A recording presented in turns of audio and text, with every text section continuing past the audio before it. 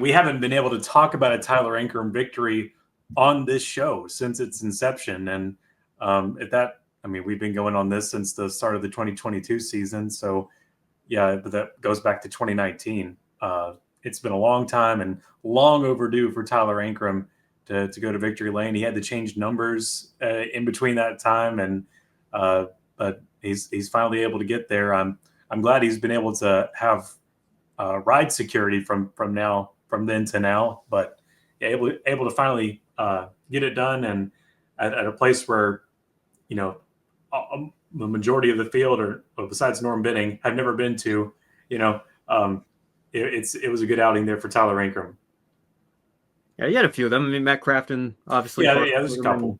Some of them have been there before, but yeah, I know PK tweeted that out and was like looking at this very short list of names that have been at this track before and realizing he was on there and saying, how have I been in the sport for as long as I have?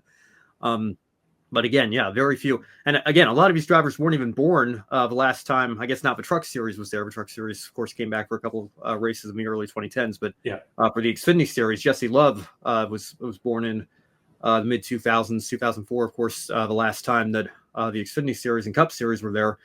So, welcome return. Like I said, history-making event in multiple ways. But for Tyler Ankrum, again, it's easy to forget because it's been, relatively speaking, so long. I mean, a lot can change in 6 years in this sport. This is a guy that got his opportunity with David Gilliland's team in K&N East Series, won a championship there in 2018, I believe, and then worked his way up to the Truck Series ride, got a waiver, was not old enough to run Daytona, Atlanta and Las Vegas. So he had to get a playoff waiver to maintain his eligibility for the 2019 season. Did 6 races and then ran out of sponsorship, and he had to go drive for Joe Nemechek's truck team. And I say drive in air quotes because those were starting park deals, but they maintained his playoff eligibility because it maintained his full-time status. And then 2 races later, he went out and won at Kentucky, made the playoffs in his rookie season as an 18-year-old.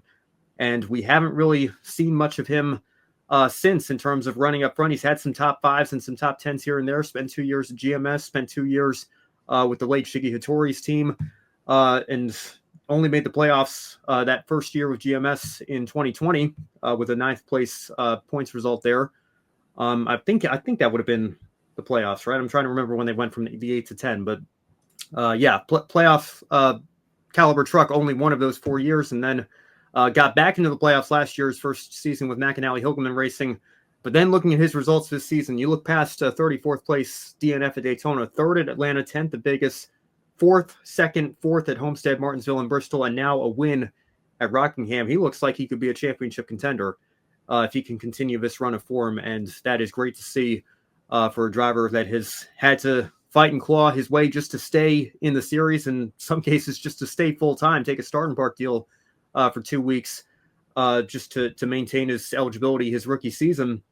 But looking where he is right now, I'd say it's paid off for him tremendously, and I'm looking forward to seeing what he can do the rest of the 2025 season. I have a feeling this might not be the only time we're talking about him as a race winner this year.